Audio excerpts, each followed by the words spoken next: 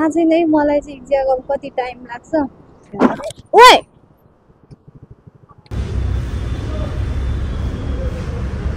2000 को चिट काट्यो हैन साथीहरु।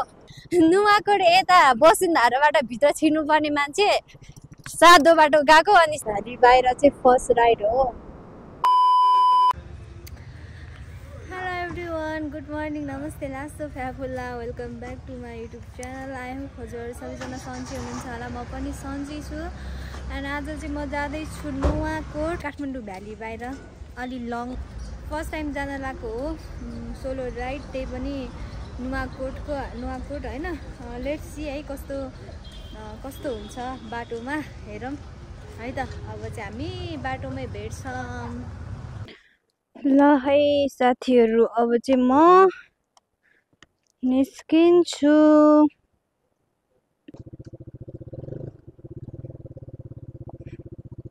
मेरो मम्मी चाहिँ मलाई हेरिरहनु भयो। वाम दिदी बाई बाई। ओके साथीहरु, म चाहिँ निस्किसकेको छु। मैं तो जा रहा हूँ नुवाकोट। वाउ, अघि बिहान चाहिँ पानी परे जस्तो भइरहेको थियो, अहिले चाहिँ तर ठिक्क छ यार। उता जाने एउटा गाडी पनि छ हैन दिदीहरु, सो दिदीहरु बस्ने गाडीमा चाहिँ यो मेरो ब्यागहरु, कपडाको ब्यागहरु हाल्नु पर्ने हुन्छ। त्यहाँ चाहिँ मेरो आफ्नै पर्सनल कामको लागि जान लागेको हो। दिदीहरु नि जाँदै हुनुहुन्छ, सो म चाहिँ अब सिंगल बाइकमा, उहाँहरु चाहिँ जानुहुन्छ गाडीमा।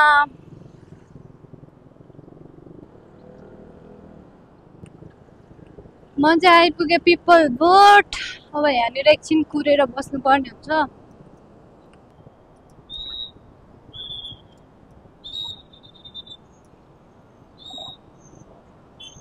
थाहा छैन है मलाई चाहिँ एक्ज्याक्ट अब कति टाइम लाग्छ। मौसम चाहिँ ठिक्क भएको, पानी नि परेको छैन है। मैले चाहिँ फोनबाट भ्लग बनाइरहेको छु नि त, पानी पर्यो भने त मलाई बिजोग हुन्छ, खिच्न पाउँदैन। दिदीहरुको गाडी कहाँ पुग्यो थाहा छैन, मलाई फेरि बाटो थाहा छैन नि त साथीहरु।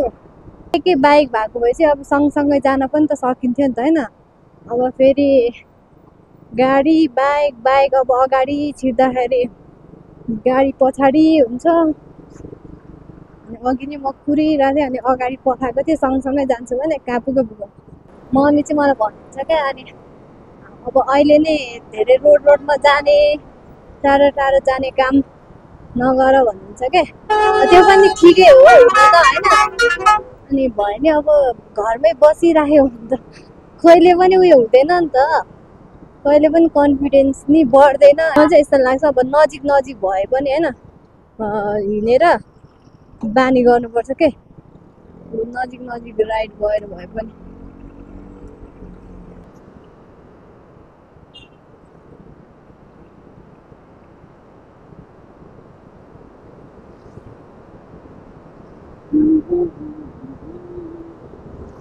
दिदीहरु कहाँ पुगे केही थाहा छैन साथीहरु मलाई।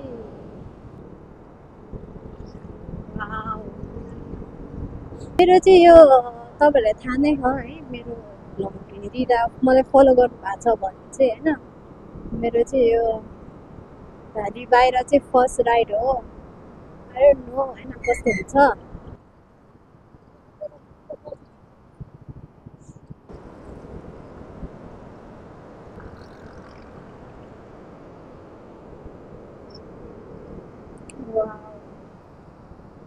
चाहिँ के बोलौँ भएन, चुप्प लागेर बसिरहेको छु। गर्मी हुन थाल्यो, गर्मी।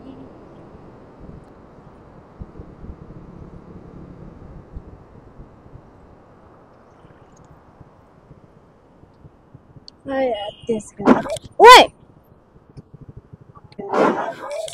ओए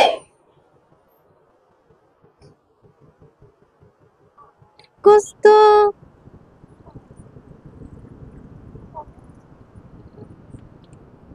एक्कासी आउनु हो त।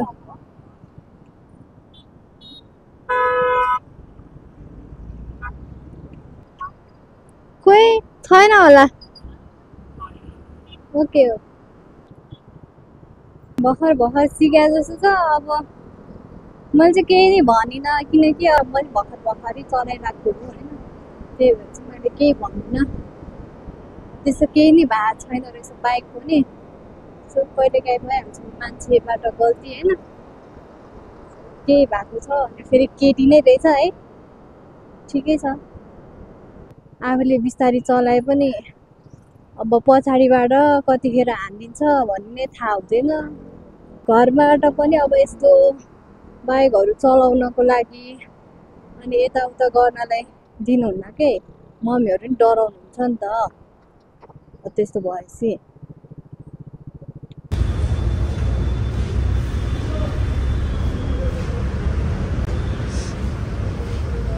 त्यहाँ पर देख्न सक्नुहुन्छ हजुरहरूले पुलिस स्टेसन सो मलाई चाहिँ समातेको थियो ट्राफिकले है अनि ट्राफिकले समातेको थियो सो चिट कार्ड दिएको छ 2000 को साथीले बोलाएको थियो लाइसेन्स भएको साथीलाई सो लगभग 1 घन्टा जति पुग्यौँ है हेलो गाइज आज चाहिँ लास्टै ल्याङ भयो म हेर्नु कता आएको छु यस्तो ल्याङ भयो होइन ट्राफिकले समातेर के भन्नु तपाईँहरूलाई 2000 को चिट काट्यो होइन साथीहरू होइन दिदीहरूसँगै जम्प अनि कन्टेन्ट हुन्छ भनेर नि मैले अब लाइसेन्स निकाल्न नि टाइम भएको छैन नि त बिस्तारै निकाल्छु लाइसेन्स पनि त्यसपछि चाहिँ फ्री हो त्यसपछि चाहिँ अब बिस्तारै मलाई पानी पनि हुन्छ नि त त्यसपछि चाहिँ म कता कता गइन्छ आज चाहिँ कस्तो नरमाइलो लाग्यो कि मलाई चाहिँ फर्स्ट टाइम यसरी हिँडेको मोबाइल मेमोरी हुने भयो मेरो चाहिँ एकछिन त मुड अफ भइरहेको थियो मेरो म अब उता काठमाडौँ फर्केर जाऊँ कि यता जाऊँ नुवाकोट यता बसुन्धाराबाट भित्र छिर्नुपर्ने मान्छे सादो बाटो गएको अनि मलाई चाहिँ यहाँनिरको ठाउँ गाउँ के भन्छ के केही थाहा छैन के रोड त दामी रहेछ यताको नि फर्स्ट टाइम आएको हो साथीहरू म यो बाटोबाट अब त्यहाँनिर कति धेरै होटलहरू पनि छ त्यहाँबाट चाहिँ भ्यूहरू दामी देख्दो रहेछ के हिमालको भ्यूहरू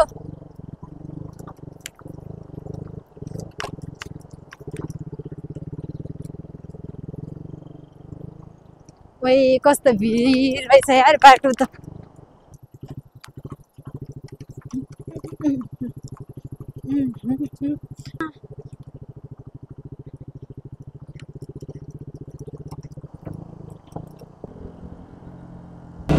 अघि चाहिँ पुरा ओह्रालो झरिरहेको थिएँ अहिले मलाई लास्ट गर्मी भयो 40 आइपुगेछ है साथीहरू 40 चाहिँ खोला पुल यो ठाउँलाई चाहिँ 40 भन्दो रहेछ त्यहीँनिर रहेछ गाडी तेरिका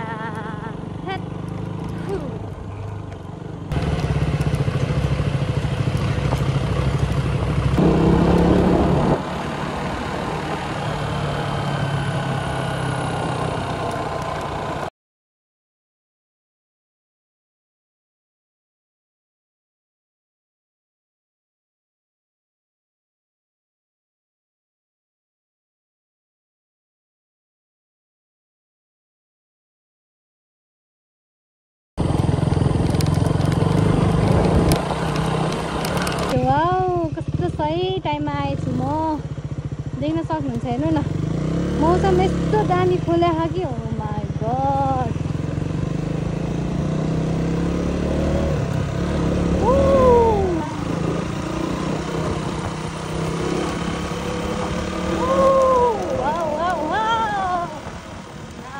मजा आयो बिचरा यो बच्चाहरूको तलदेखि माथिसम्म जानुपर्छ क्यारे मलाई नि रोकिरहेको थियो रोक्न चाहिँ अब न 2-3 जनालाई मैले बोक्न सकिँदैन नि त त्यही भएर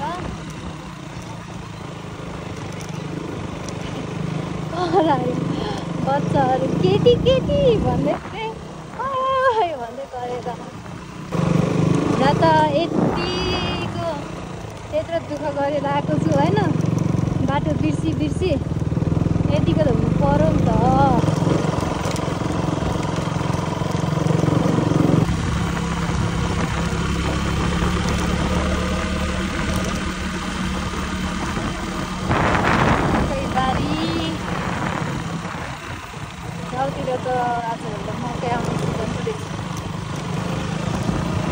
यतातिर चाहिँ बर्खा लाग्यो छ यस्तो जुगाउँछ कि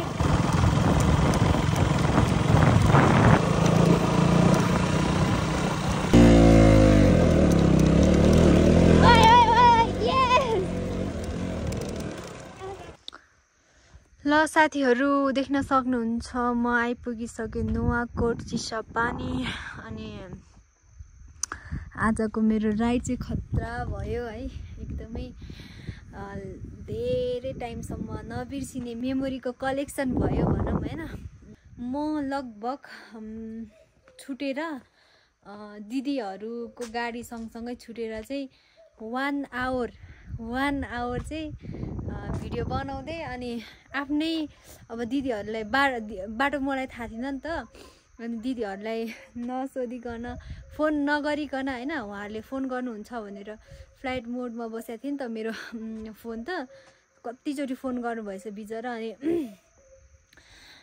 1 घन्टासम्मकै आफ्नै धुनमा हिँडिरहेको रहेछ लास्टमा त्यही ट्राफिकले समातिसकेपछि मात्रै मैले चाहिँ फोन गरेको थिएँ हैन एकदमै कस्तो अहिले सम्झिँदा चाहिँ कुन दुनियाँमा कुन धुनमा हिँड्ने मलाई पनि थाहा भएन हैन कोही पनि त्यस्तो चाहिँ नहोस् है अनि अरु चाहिँ के भने अनि म यहाँ आइपुगिसकेँ अनि यहाँको मौसम चाहिँ चिसो छ हैन यहाँ चाहिँ चिसो छ अब म चाहिँ चेन्ज गरेर फ्रेस हुन्छु हेर्नु मेरो मेकअप धुलोले सबै खाइसक्यो धुवाले अनि अहिले चाहिँ राति भइसकेको छ सो यहाँको भ्यू खासै देखेको छैन भोलि यदि मौसम राम्रो भयो भने यहाँबाट दामी हिमाल पनि देख्न सकिन्छ सो आजको लागि चाहिँ मेरो भ्लग यहीसम्म सबैजनाले हेरेर माया गरिदिनु होला अनि मेरो च्यानलमा नयाँ हुनुहुन्छ भने चाहिँ प्लिज सब्स्क्राइब गरिदिनु होला त्यही भन्न चाहन्छु ओके